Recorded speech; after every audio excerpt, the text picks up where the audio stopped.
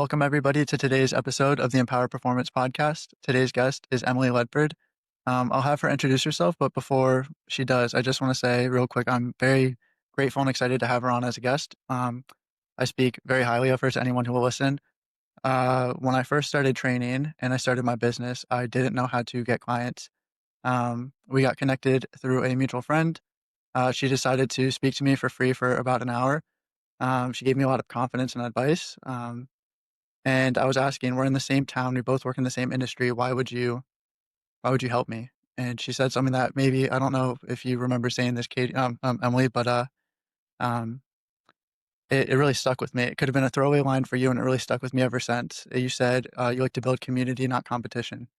And so I just thought there's enough trainers out there who want to do right by their clients. There's a lot of people who need training. I don't see anyone else in my area as a threat as long as they're ethical and they're kind and all that stuff. And that was something that I learned from you early on, and I'm really grateful for that.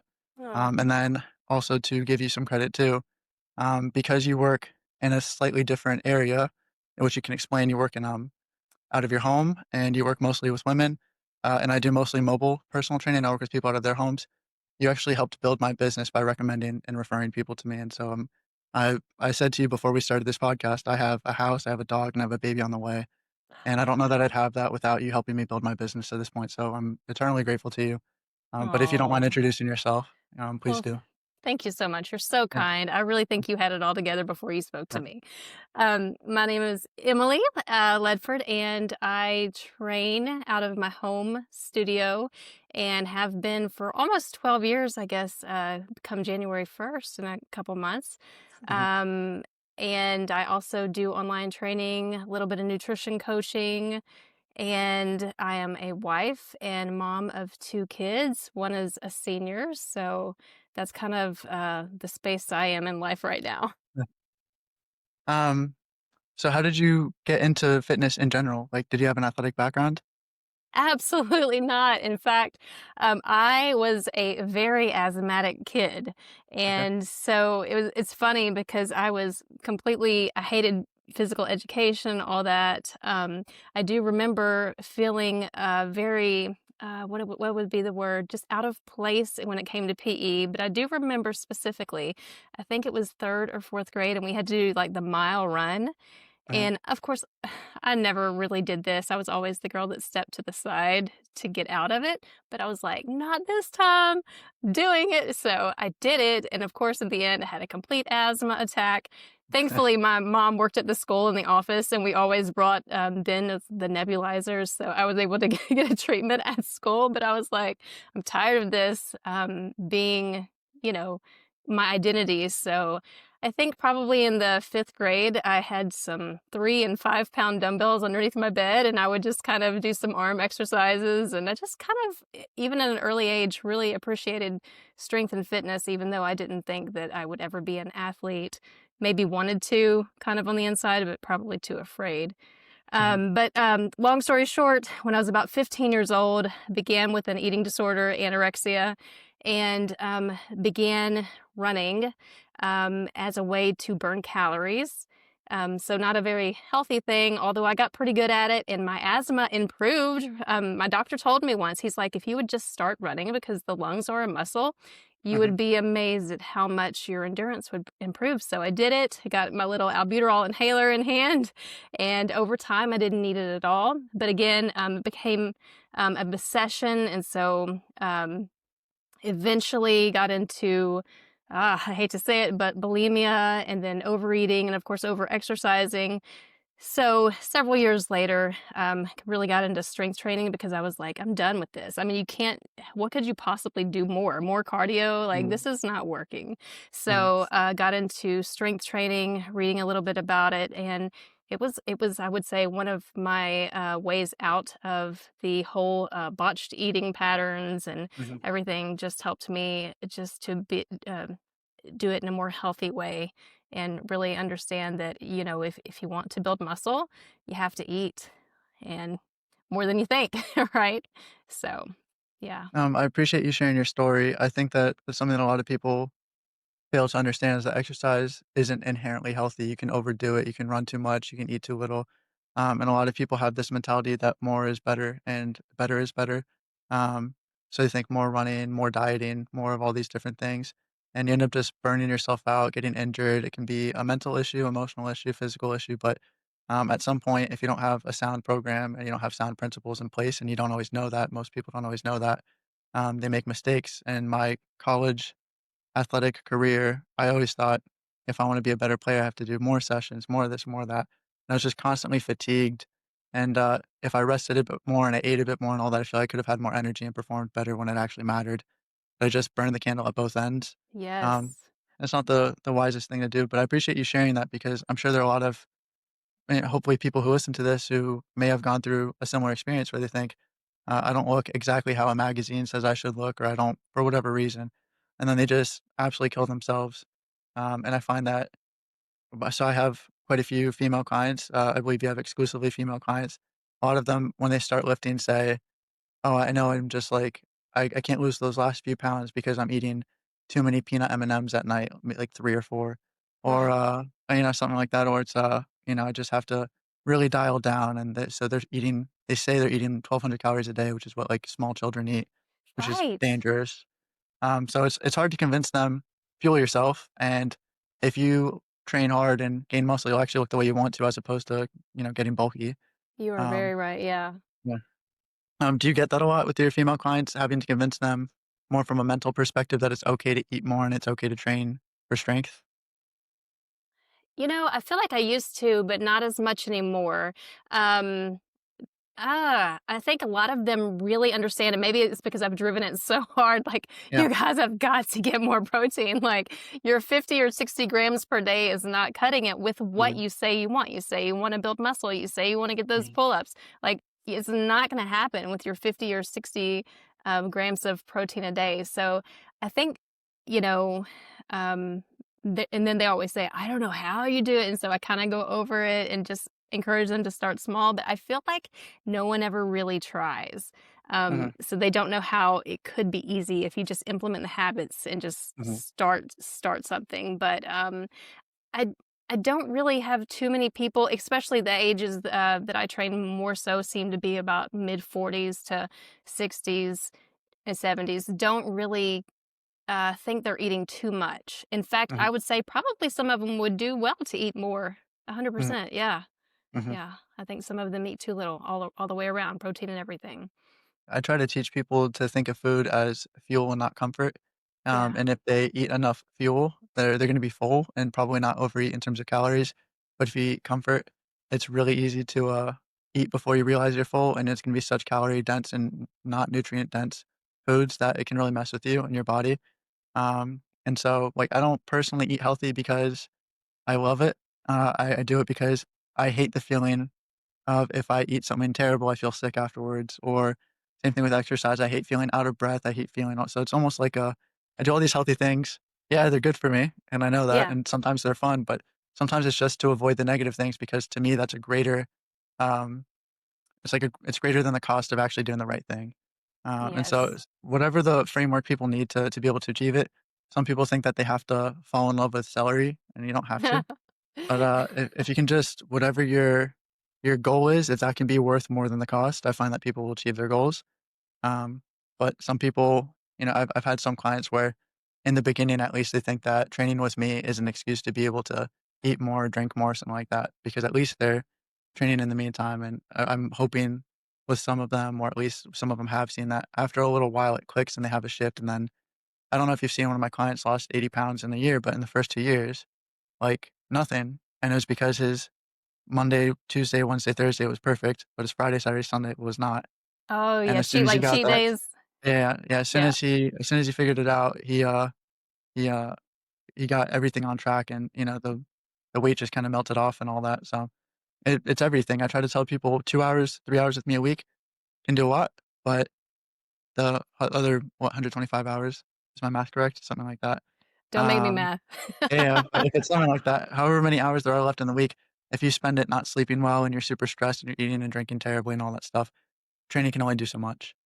Yes, it's so true. I like to tell my clients to find a way that they like to eat every day And Mhm. then, well, and I'm always very, I always say protein first and then let Sure. everything else fill in the cracks. And of course, you need to get your fiber in and you need to be Mhm. eating fruits and vegetables. But as long as you're doing that, you would be surprised at how much room there is, even in a day, each Mhm. day, to have something that you actually enjoy, like Mhm. where you don't feel like you're deprived and, can't have that chocolate or whatnot. I can definitely tell you that every single day there's something that some would probably consider a cheap food or a Mhm. bad food. Well, I don't Uh-huh. really talk like that, but some would.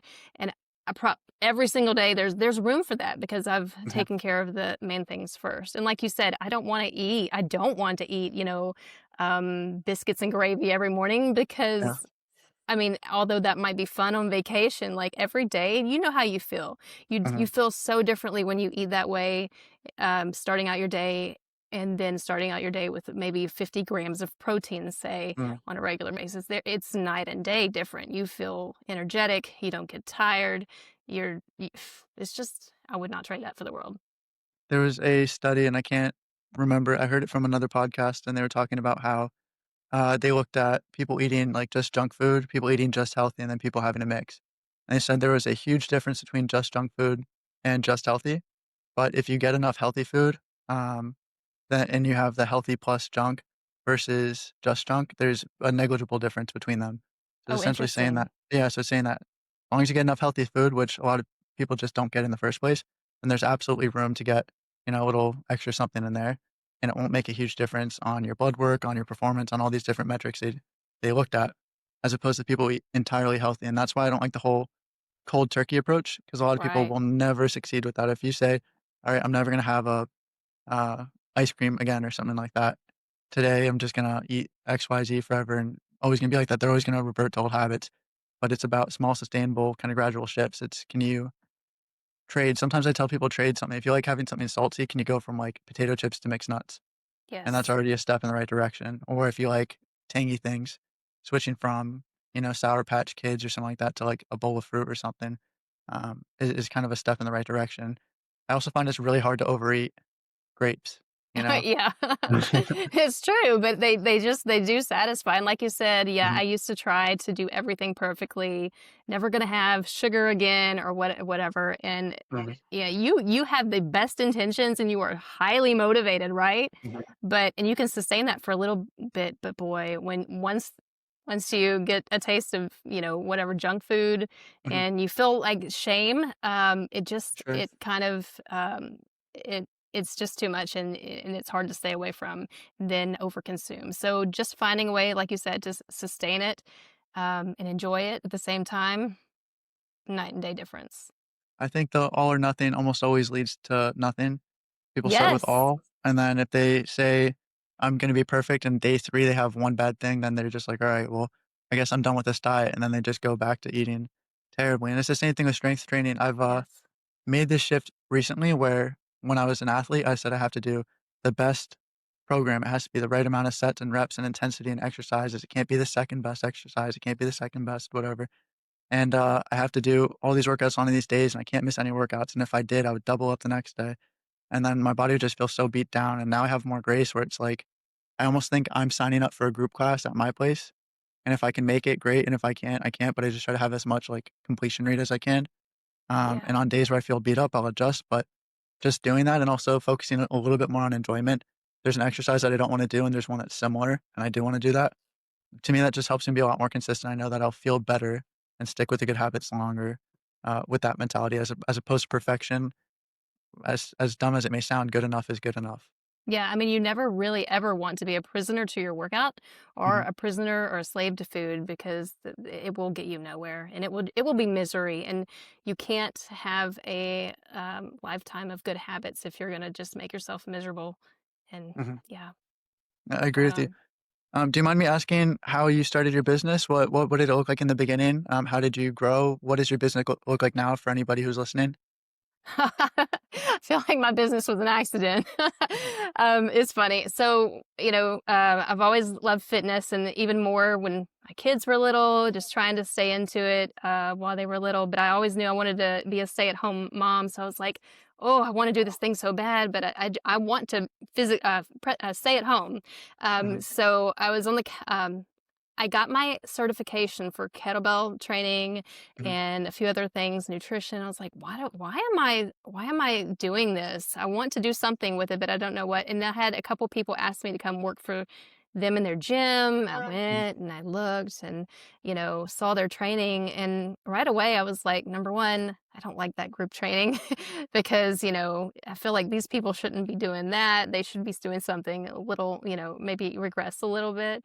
mhm, And on the couch that night, I looked over at my husband. I was like, "We have a nice gym in our house. Why am I not doing it here?" And he was like, "You wanna open a business?" I was like, "Yeah." Within a week, I had opened sure. a business.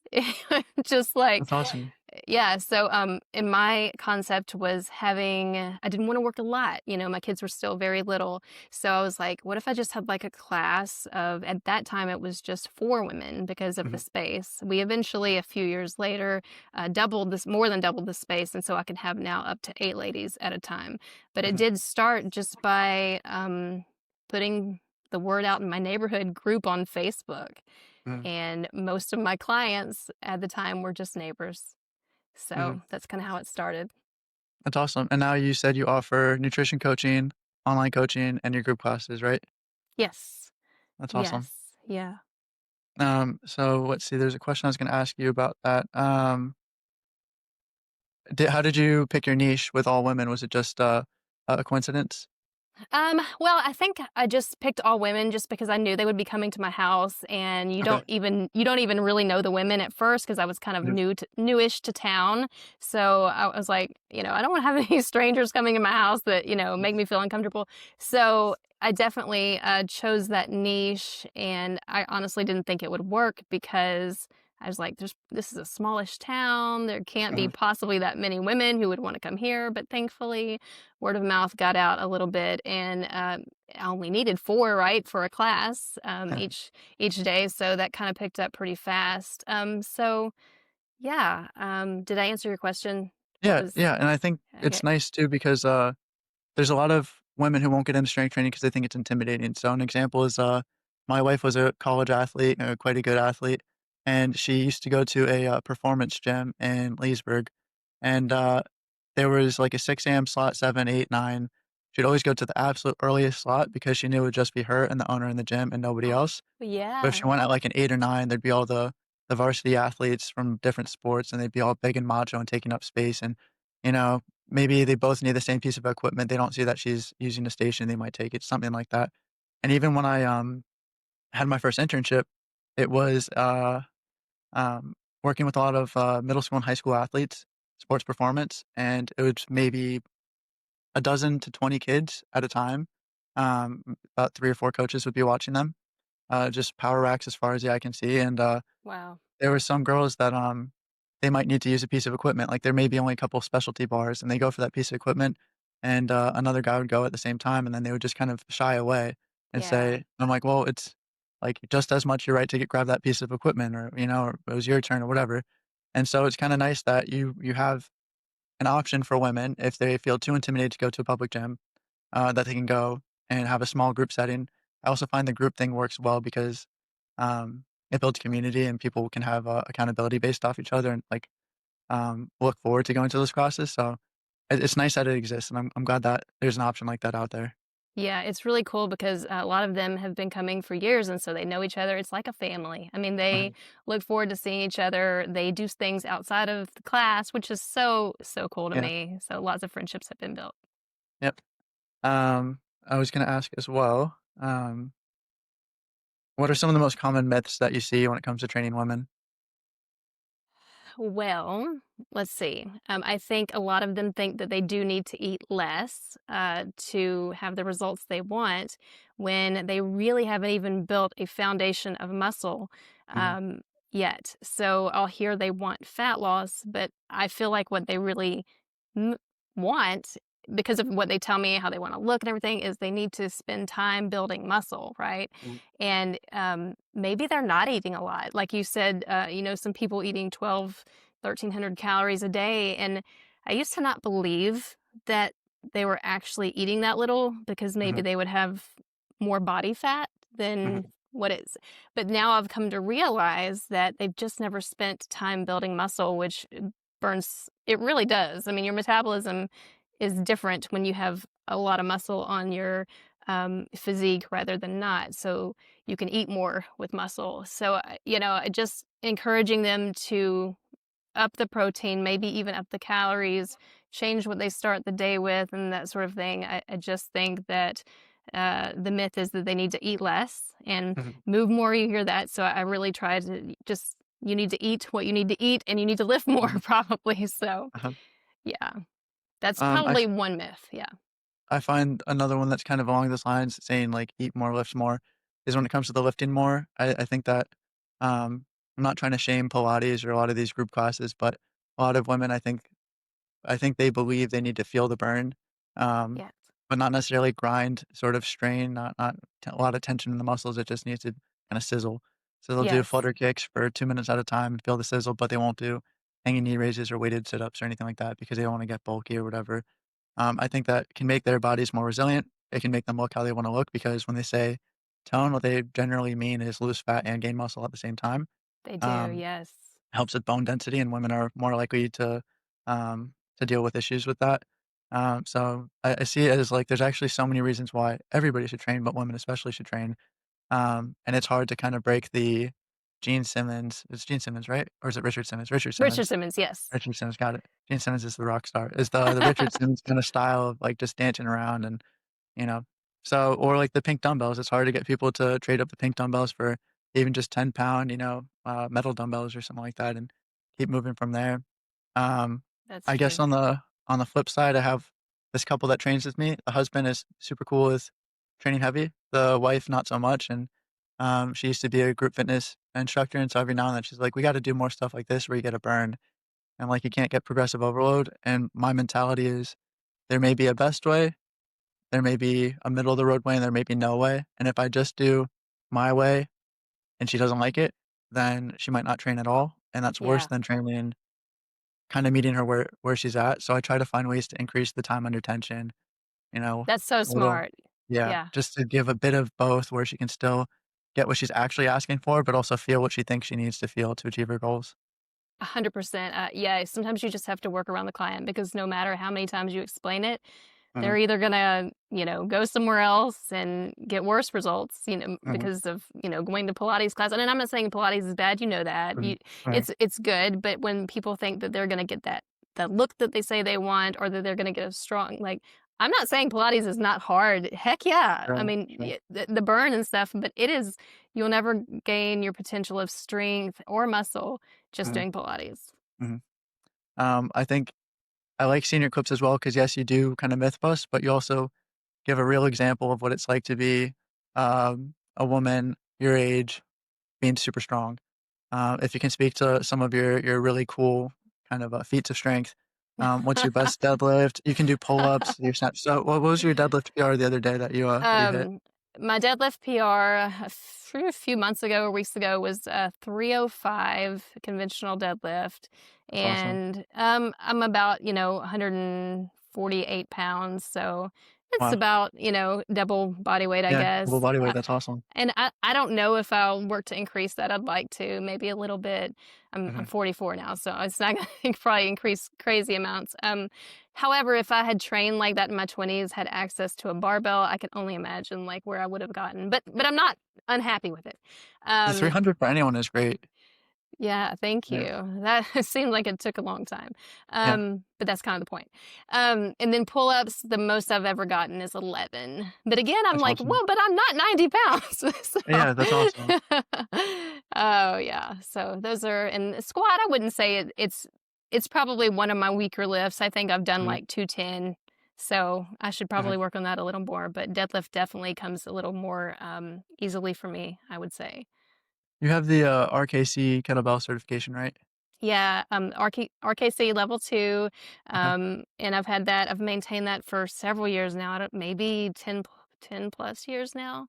No, 12, almost 12 years, I think. So, So yeah. for anyone who's not, aware, that's one of the few certifications where you actually have to pass a physical component to have the certification, and it's tough. There's no weak RKC coaches, because the standard. So there's the snatch test. What else is there? Then you Um, have to do your, I think, third body weight overhead press with the kettlebell okay. for a rep. Then you have to do a pistol squat, at least be able Mhm. to do one. You have to do a pull up, the clean and jerk, squat with kettlebells. And it always depends on your Yeah. weight class, and your age Mhm. and everything. So it's pretty brutal. The snatch test always gets me. In fact, I think it's due in May this year. So Yeah. I might be dreading that a little bit, but I think it'll be a little easier this year, so that's good. My thing was always the 2-mile run for college. Oh, It's yeah. one of those things where, like, I hated training for it, but I also hated having to just, like, grit my teeth and do it. So it was like, what's the this was a flawed way of thinking about thinking, what's the latest I can wait to train for it, and then train really, really hard and then try to pass the test and never have to do it again until the next year. But, it probably would have been better if I just started with, like, 1 lap at the pace I needed around the track and just Yes. try to add a lap over a couple months, and then probably wouldn't have felt so brutal, but instead I'd wait and then just run 2 miles every day for a week or something like that, and just hopefully I can make my time by the it's a flawed way of thinking, but that's just how you think when you're younger and foolish. Yeah, it was funny because after my last, certification, I was like, "I'm never gonna have to, like, train from Yeah, scratch from this snatch test again. I'm just gonna do it at least once a week." And that went on for, 6 to 8 months. I was doing it once a week, and I was like, "To heck with this. yeah. I'm just gonna stop." So, at least I've been running, so my cardio has probably improved a little bit, but, wow, I don't Is wanna it do 'cause, that. you've been joining your daughter and she's in, you said cross country, right? Yeah, she's in cross country, which, I never in a million years thought she would do. She Mhm, did volleyball for 2 or 3 years at least, and then said she didn't wanna do that anymore, and I was like, "Oh," thinking, "I wish she would." I just want her to do something physical, and mhm. then she, um was encouraged at school by other people, thank goodness, to do this because they noticed she had really long legs. I don't know where she gets them, but she really does. So, yeah, she's been doing that and she's crushing it. She had like a 4-minute PR the other day on her second Awesome. meet. So I'm like, I want to be able to run with her. So yeah, you're right. I was like, I've got to keep up. That's really cool. Yeah. I have a I've told you before we started the call, but, I have a kid coming at the end of the year. It's gonna be a boy, and, Oh, I started jujitsu and I started, like, Muay Thai and MMA and all that stuff, and it's like, I think it'd be cool to teach him how to defend himself, but also the nice thing about martial arts is it kinda teaches discipline and to not use it, um, but just have it just in case. Better to, um, have it and not need it than need it and not need have to it, not that sort have of it. thing. Yeah. But, like, I've told my wife, it's like, I can't wait to start punching and kicking and tossing around the little kid. I'll do it That's gently, of so good. course, but, like, just Yeah. playing with him and all that stuff. I think one of the biggest reasons why I wanna train moving forward is I wanna and you do a great job of this, is set an example of physical fitness, um, for my kids, and I see that your kids are active. I see you post clips of your son lifting and, getting really hyped over PRs and all that stuff, so it's really cool. Yes, yes. For a while Mhm, there, when he was a little bit younger, I was like, "Oh, I've gotta, stay with him and like deadlift heavier than him and squat heavier than him." And you know how fast they go through puberty, and then like you're like, "I have been lifting for 20 years, mhm, and he's been lifting for 2 years, and his deadlift is heavier than mine. This is not yeah. fair." Yeah, So that's gonna be like a day of pride and misery when my kid surpasses me physically, and I just want to delay that as long as possible. If we're yeah, gonna do a race and every year on his birthday, I wanna smoke him every single year or something like that. that is so funny. Yeah, but it's true. But then you'll be like, "Wow, like I instilled that in them, and that's Mhm, why they are like that." So that's that's awesome. awesome. I was gonna ask, are you currently training for anything right now? I know that you had your snatch test, I know that you did pull-ups, I know you did deadlifts. Do you have any current thing? I really don't. I just kind of want to maintain. I'm actually doing a program right now, just focusing on building muscle, like Mhm, just a 12-week period. After that, I figure I'm going to have to, train for that kettlebell certification. I don't think it'll take long. I've got my mhm, press. I just got to do the. I probably won't even start right away, like you said. Probably delay it a little bit yeah, and keep my running up. Really, I'm doing too much right now. Like it's do as I say, not as I do.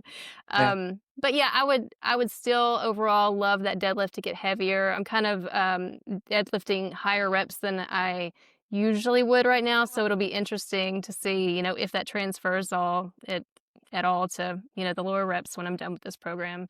So Sure. I'm still gonna try to get past 305 deadlift. I just got it in Yeah. my head. Yeah. Yeah. Then that's a good goal. And kind of along what you're saying is like it's good to mix up the way that you train, and there is carryover to it. Of course, the as specific as possible is generally best.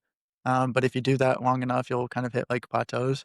And Yes. so it's nice to mix things up. And if someone ever asks me how much variety is necessary in a program, I kind of say it uh, depends on how you're training. If you see that you're progressing in something week after week after week, month after month, stick with it until the well is empty. Once you see that Yeah. it's dry, and you move on to the next well and all that stuff, and you can always circle back and see if you've made progress from there. But it sometimes I have to tell clients because we do 4-week blocks, "Hey, we're gonna go into another block.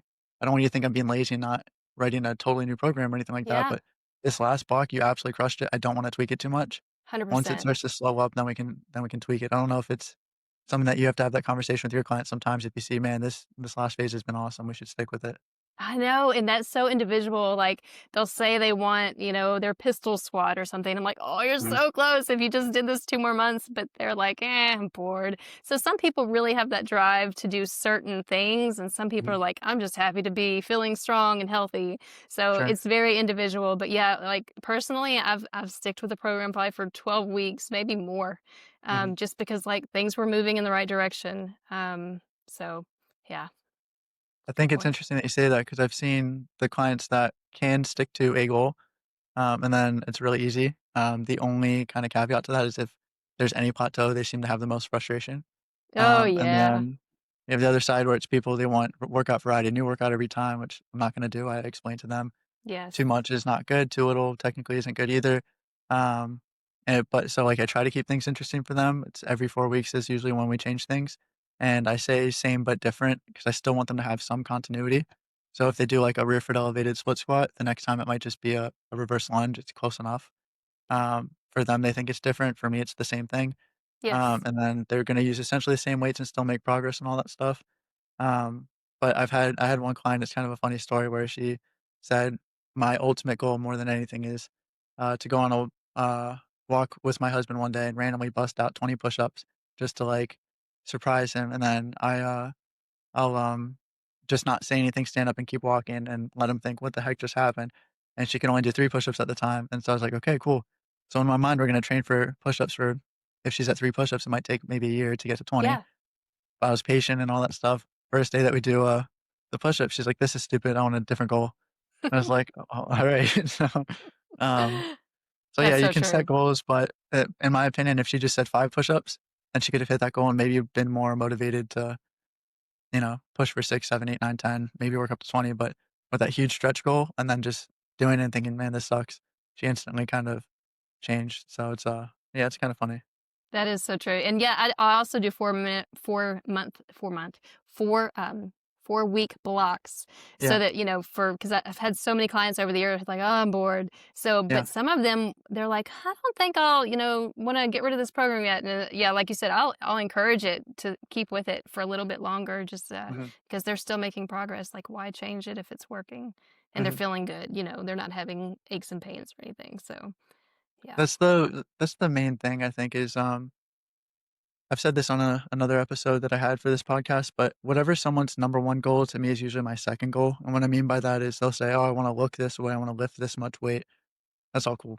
I want them to achieve that. It makes me happy. It makes them happy. Wonderful. But I think what they're really chasing is confidence or just to move better, feel better. And they think that achieving this metric is the secret to Mm, feeling the way they want to feel, mentally, physically, looking the way they want to look, all that stuff. To me, it's can I keep them healthy? And so I have these, 2 really big, strong clients, and forever they just wanted to do, like, the meathead style workouts, yeah. where it's just get as much of a pump as you can and lift as heavy as you can, and they would compete with each other. I just noticed, man, they started to get, like, all these aches and pains because they Oh, were yeah. doing too much, and I just thought, "Hey, like, we can mix in some maybe some conditioning, maybe some mobility, maybe a little bit of this and that." And they really weren't into it, and maybe after about a year of training, I finally was able to convince them, "Hey, let's do just one block that's different, then we'll cycle back."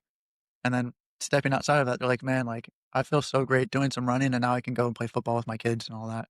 It's like, Yeah. cool. I can You I can start to make that shift where you train for life, not just, perception of confidence and strength. That's so true. Yes. I am very bad about getting stuck in my own ways, I'm like, Mm, "Oh, I should probably change the way that I'm doing pull-ups or do 1.5 reps or, mm, do higher reps or something like that." So and you're right. If you keep doing the same thing forever, you will start to get aches and pains. mm. Very common in the men, who love to bench press and then, "Oh, my shoulder hurts. Oh, but Shoulder it's hurts. bench press day." Yeah. So, they're doing it anyway. And it's just like you're probably not you're not gonna gain anything. You're not gonna get stronger if you're aching. You're just really not. So, I try to convince people that if they do different things, it'll help them with their main thing. So, like, yes. somebody doesn't like cardio and they don't like mobility, but they wanna get stronger. I say, "Well, if you're more mobile, you can get a deeper range of motion, which will promote greater muscle growth, which will help you be stronger," and all those things. Or I'll say, "If you work on your cardio, you can get more sets in a shorter amount of time." So Yeah. that's more density, it's a bigger stimulus to the muscle.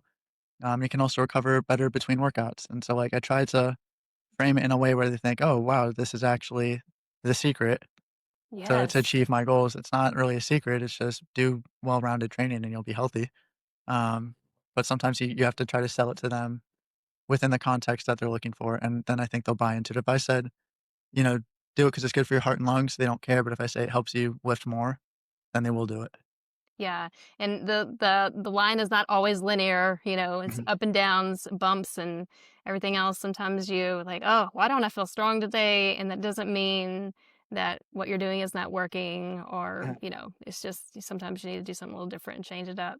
So, yeah. yeah, you're right. I I think there's a fluctuation of, like, 30% up or down 15% day to day, I um, believe it, yeah. in strength, and, like, I try to tell people I never say it on a day where they have a PR, "Hey, you coulda just had a good day." I always like to celebrate it, but on a day where it's bad, I'm just like, "Listen, maybe you didn't eat right, you didn't sleep right, that's fine, but also it could just be one of those days, or maybe the workout you did 2 days ago was so tough that your body hasn't fully recovered." So, I sometimes try to give people a bit of grace because some people look at the program, they say, "I hit this weight last week, I can only go in one direction." And if I ever have to drop the weight, they feel like a failure and they feel bad about themselves, and not necessarily feel that way. Those are the days I think are the most important are the bad days. If you show up and give what you have, I find that's how people can stay consistent and ultimately, succeed. But I tell people there's either like physical victory days or mental victory days. Um, I guess both can exist, but if it's not going to be a physical victory day, then let's make it a mental victory day where you showed up and you gave your best anyway, and you stayed healthy and you lived to fight another day. Right, right. It took me a long time to realize, many years, to Mm, realize that you're not going to add weight every single week. Like, that doesn't mean something's wrong with you. You're like, oh, like, let's just talk about how hard pull-ups are. I've yeah. been doing pull-ups for like 15 years, and Mm, my PR is 11. Like, mm, what? You would think I would be doing hundreds by now. Like, yeah. it's just different. Your body weight changes, and so you just work with what you have, and man, it's worth it, Mm, but it's not linear. Yeah, you really have to, realize that the weight you add is not going up every single week, mhm. and, yeah, true. So it's interesting you say the pull up thing because I had that as well where I thought maybe when I was 20, every year I want to add one pull up on my birthday. So 20 pull ups when I'm 20. And my record was 25. I'm 28 now. 28 pull ups in one set. It's very tiring. Like it's Oh, really yeah. tough. And I can't imagine when I'm 80, I'll be doing 80 pull ups. So like Right? at some point there's going to be a diminishing return, but it doesn't mean I shouldn't train pull ups or like to me, it's more, I can kind of get a sense based on the effort that I give rather than the result that I see. So did I do to failure? You can tell if I go to failures when I can't get that last rep or I just get that last rep. Um, to me, that's a win. It's Yes. not, did I get 26 or 27 or 25 or anything like that. But with that mentality now, I want to be able to do 20 pull-ups in one set as long as possible. If I can maintain that, like I'm 50 and I can still do one set of 20, It's amazing. I'll be really happy about that. Yeah. Maybe by the time I'm 80. No, I'm Yeah. kidding. That'd be wild. Yeah. Ah. I was gonna ask as well, do you have any pet peeves when it comes to training, perhaps something you see in the field, maybe how people market to women with training or something along those lines? One of my pet peeves, okay, is when women will lift month after month, year after year, and either number one, they won't feel the protein, or two, they will never, ever, ever write down the weights they used Yeah. in their session. Mhm. So they're always grabbing the same weights. Yeah, I'm just like, I wanna say, and you know, I do nicely sometimes that, "Listen, you are leaving so much potential," and especially, I understand, like, when you're in your mid-60s or whatever, you wanna cap it and you're just happy to maintain the strength, and that's awesome, but I mean, like, if you're young and able, I just feel like, and you want what you say you want, and you just don't even know what weight to grab because you don't write it down. I just feel like you're leaving so much in in the tank. You really are. Always doing the overhead press with 15 pounds and not really pushing yourself. Like, and sometimes I'll say, "How many more do you think you could have done with that weight?" And they're like, Yeah. "Oh, 4 or 5." And I'm like, "Well, then choose heavier," And they're like, "Oh, maybe next time." So yeah, I see that a lot. Is just, and that's okay. I think some people, they're just happy to be lifting. They're happy to get to a certain amount of strength, and not everybody needs to do maximal strength training, I guess. But it's just, I don't know. I know that people are shorting themselves sometimes. Yeah. Yeah. I see that sometimes as well where people are like, so I use this story. My dad hurt his back, and he'd had back pain for many, many years. He started strength training with me, I don't know, let's say 5, 6 years ago. And he said he would never lift heavier than the heaviest kettlebell we had, which was like 40 pounds at the time. And I was like, God forbid you have a 45-pound package. You're not going to be resilient enough to Right. pick it up. It's You're going to true. throw your back out. And so I said, okay, let's lift that 40 until it doesn't feel, if it's a 8 out of 10 intensity right now, until it feels like it's a 6 out of 10 intensity.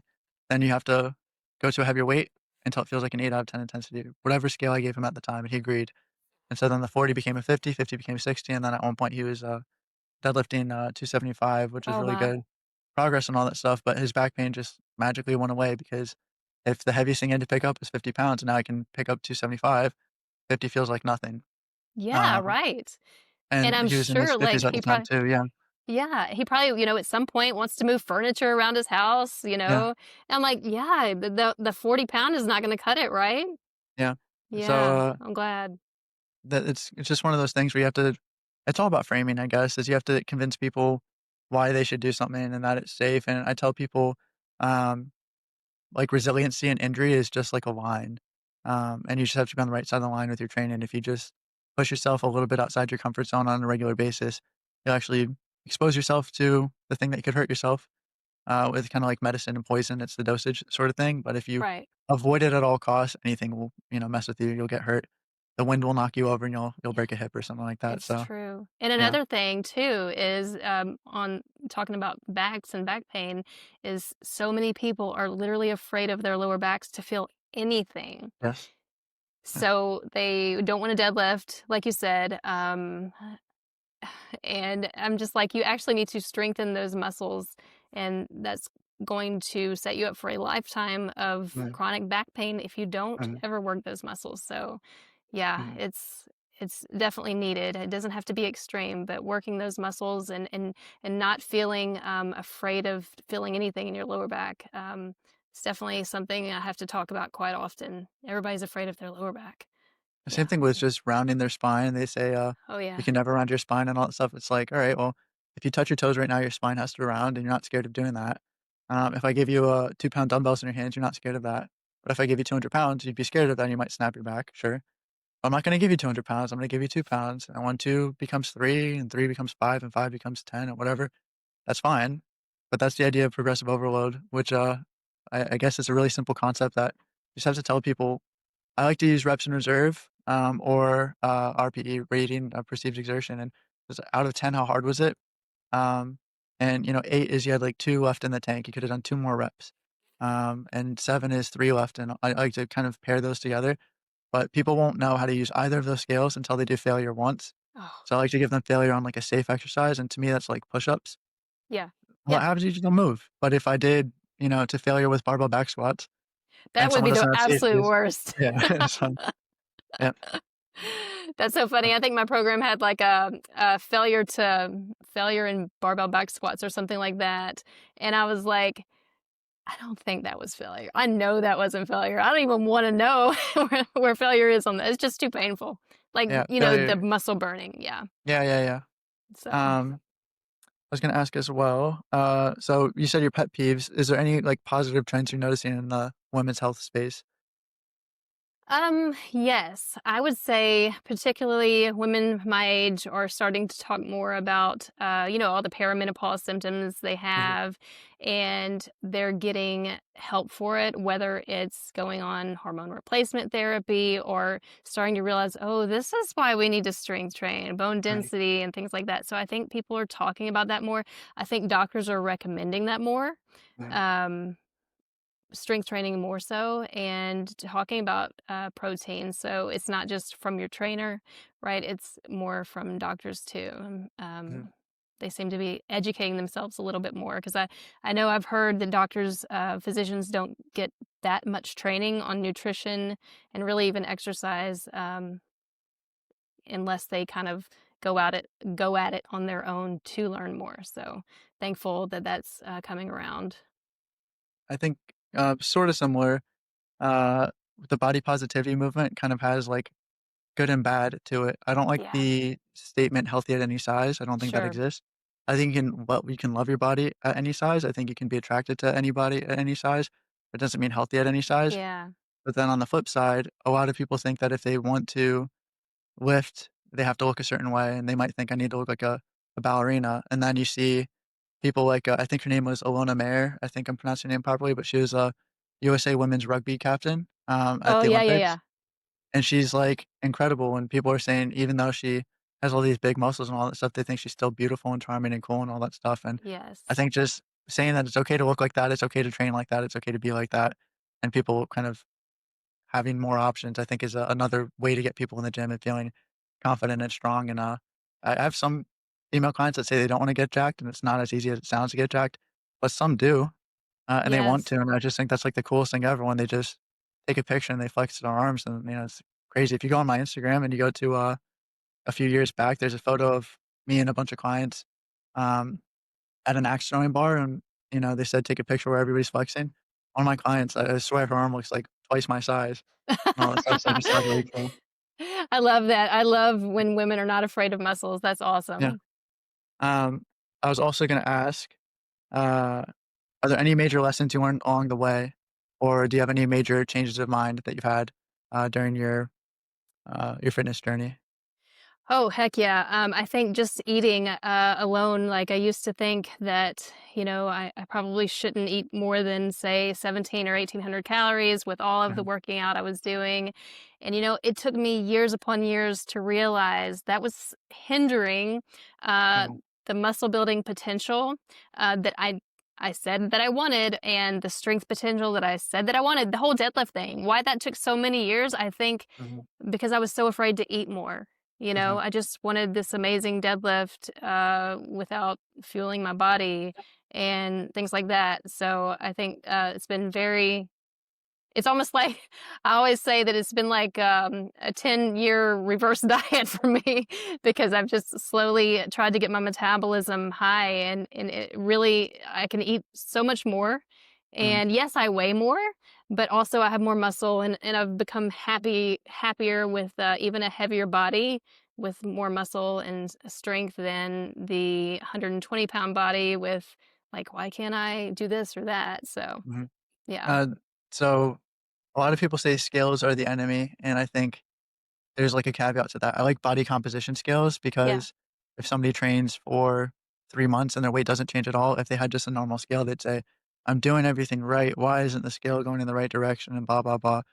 But if in 3 months you lose 5 pounds of fat and you gain 5 pounds of muscle, that's an incredible transformation. You're gonna look different, you're gonna feel different, you're gonna move different. Your clothes might fit differently. Like, everything might go in the right direction, and you wouldn't have known had you not had a body composition scale to show, So you true. know, those all those positive changes. So, on the flip side, I don't like when people use a scale every day because there's gonna be natural fluctuations of a couple pounds from your meal, from did you go to the bathroom, did you drink a lot of water, all that stuff. Um, and if you do it weekly, that's fine, you have some consistency, monthly, but, um, I tell people maybe every Sunday, go to the bathroom first thing in the morning, stand on the scale, um, and then that's kind of a good way to measure week to week. Mhm. Um, and then you can see month to month and over the course of a year, but I tried to tell them that, yeah, look at all those other measurements too, but weight isn't everything. Right. Um, and also all those dramatic stories of weight loss, someone will see a magazine that says lose 20 pounds in 3 weeks or something like that. It's like you can lose 20 pounds in a day if you chop part of your leg off, you know? Yeah, yeah, Yeah, absolutely. yeah, Yeah, but how do you it wanna doesn't do mean it's it? healthy. Yeah, exactly. So, it doesn't mean that it's healthy, it doesn't mean it's good for you, it doesn't mean that it'll stick, and I find that a lot of times people lose those first 10 pounds so fast, it's because 'cause they're starving themselves and dehydrating themselves, and then when they gain the weight back, it's just because they go back to eating like a normal person, A and then normal person, they're you're not right, yeah. starved and they're not dehydrated, and there's actually so much weight with that fluctuation. I think one morning I woke up, weighed myself, and it's the dumbest experiment. I was probably in high school, and I said, "I'm gonna drink until I can't drink any more water, and then I'm gonna weigh myself again." And there's like an 8-pound difference in one day. My I just gosh, realized that wow. that there's this huge fluctuation, and if people think, "Oh man, I'm down 2 pounds, it's the best thing ever."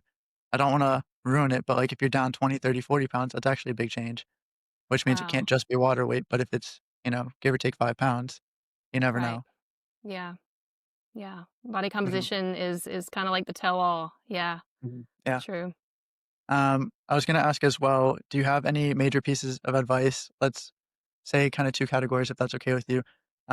1, if there's someone who wants to do what you do, a young woman who wants to be where you're at, and then 2, let's say somebody who's just entering into this health and fitness journey, uh, if you could give them maybe a couple actionable pieces right now that they can do to kinda be headed in the right direction to living a healthier, happier life. Okay. So first you said the person that wants to get Wants to be into like you. Yeah, training training just like you, yeah. like personal training or Yeah. whatnot? Like, okay. Yeah, absolutely, professionally. Um, I would just say probably first start with a certification, Mhm. because I'm sure, like, if you're gonna be hired by a gym or anything, usually they're gonna want you to have a certification, Right. and then work on getting people that you know, maybe just try to train somebody for free. Just get a group of people that, like, what do they have to lose? Here, you want Mhm. a body assessment, you want a fitness assessment, and then talk to them about how simple steps that you can improve. And that would get them excited about training. Like, what do I have to lose? Yeah, let's go free fitness assessment. So I kind of think that's how you could start. Mhm. Use Facebook. I feel like people hang out on Facebook and get information about training and stuff like that for on on on that platform. So put your information out, whether it's free training or whatnot, Mhm. and start there. I think I started there a ton, and that really helped ramp up things quick because you can reach an entire community, especially if you get Yeah. into the groups where it's like women only, or the type of people that would be your ideal client. Mhm. And yeah, I think that would be the way to go, but, don't train free forever, Yeah, right? absolutely. Yeah, and I think a lot of people get, "Oh, I don't feel like I wanna charge," but you have to at some point. I think that was, I remember at first people wanting to train with me, I'm like, "Oh, I'll train you for free," you Mhm. know, even after, like, we'd already done it, so, like, you have to support yourself too. And then for the person you said just starting to get into fitness and Yep. Yep. um gosh, start slower than you think. Mm. I've always told people you gotta add stuff instead of taking away, Mhm. because I think the mindset of taking away at first, especially, is so incredibly scary. Mhm. So let's start. What can we add? We can add a 10-minute walk. We can add lifting weights for 10 to 15 minutes 2 times a week. Mhm. We can add more protein, and we can start with the protein at breakfast. Mhm. Let's try to get 20 to 30 grams and work our way up, because I know protein is very difficult for people at first because they're like, "How do you eat 50 grams of protein for breakfast?" You Sure. work your way up. Your body will need it later on, but at first, just getting 20 more grams than you were getting previously. Just little small steps about what you can add, not take away. And you will see that when you add the protein, right, you're going to want less junk food or whatever, because you're full. You can't Mhm. eat anymore. It's so satiating. And then adding a walk, that's pretty easy to do, right? 10 minutes, Mhm. whether it's around your office, it's during the day outside, get outside if you can. Those things that you can add, not take away. I would pretty much say that's been my entire, I can't think of much that I've taken away on purpose. Mhm, Do you know what I mean? Because I don't like that feeling of even like I said, I like to bake, so I still bake cookies. I don't mhm, want them as much as I used to all the time because, like, I'm mhm. getting so much protein where I'm satisfied, like, I'm good. I don't crave the things I used to. So just adding, not taking away. The only thing that, I think is like a takeaway thing, and it's really hard to it's a hard battle is like alcohol. There you go, yeah. So I try to tell people if you have 20 glasses a week, which is a lot, if you can work your way down to like 18, that's a win. Yes. But I also try to tell them things like, if you go to a wine tasting or something like that, or you just go out to the bar or something like that, if you can space out every drink with a glass of water, it's just fewer calories, and I try to make it a calorie thing as opposed to Right. substance thing.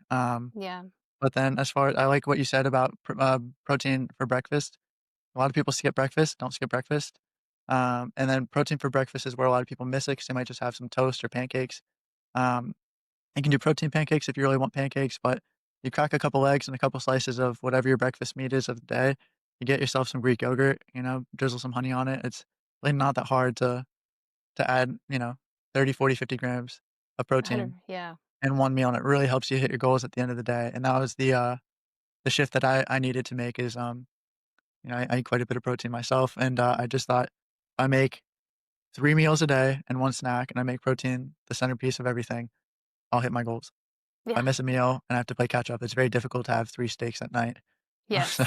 It's so true, like, yeah, yeah, you wanna, like, load it early and not wait till the end of the day because it's just like, oh, another day I didn't get my protein in." So, yeah, mhm, like you said, always start with breakfast as you can. And another thing, drinking a shake is going to be easier than getting down another chicken breast, right? So if you're really sure, struggling to get in the protein at all, especially when you're just starting, like, there's nothing mhm, wrong with having a shake to help get that protein in. It's just that important. And I wish people understood that that could be the stumbling block of not reaching their body composition goals, building the usually, muscle, building the strength. It was my stumbling block for a very long time. And I mhm, tell women now, I'm like, listen, despite what you weigh or where you want to go, just hit 100. Just try to hit yeah, 100 grams a yeah, day. And then we'll talk. Okay. You do yeah, that for a while and then we'll talk some more, and yeah, if you did 30, 30, 30, a breakfast, lunch, and dinner, you're already at 90.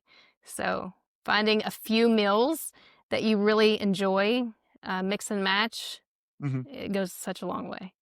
So I like that these are, like, actionable steps. You also mentioned, like, walking 10 minutes a day and all that. Um, my suggestion is get a high energy dog. I have a German Shepherd. Oh, You won't have a yeah. choice. So, Yeah. yeah, That's right. If you wanna get to bed on time tonight at night and everything else, yeah, yeah, you've gotta take that dog for a walk. yeah, So yeah. that's an excellent plan. I like that. Mhm. And then I was gonna say as well, you mentioned the starting for free, but you have to charge at some point. I do think it's really interesting that I find it's common in this profession, and then my wife sees in her profession, she's a, mental health counselor. Mm. Um, they say, "If you cared, you'd be doing this for free," and it's like, you don't say that to almost any other job. No. It's weird that it happens here. It's like, I still have bills, I have a family, I have all these things. You get to make money with your job. I think I should be able to make money with my job, but it doesn't mean I don't care. I do absolutely care. Um, so it's, the part of the thing is you can make more money as a trainer by increasing your rate or reaching more people. I'm kinda capped on space in this gym here, and Right. I also bring people out of their homes. So my mentality is if I wanna make more money in the future, I don't wanna just squeeze the lemon for every drop with individual clients. I'd rather try to get into online training like you do, where I can Yes. actually reach people at an affordable price point. Because I even think now, one-on-one training, I can only reach a few people with that. Not Yeah. everyone can afford that. But if I put a program out there for 10, $20 a month, suddenly that's a lot more affordable, at least starting off, that's a lot more affordable for people, and then I can help more people. And that's my way of responding to the whole, if you cared, you try to, you would do it for free. It's like, okay, well, if I cared, I would do it because I want to help as many people as possible and try to make it affordable and all that.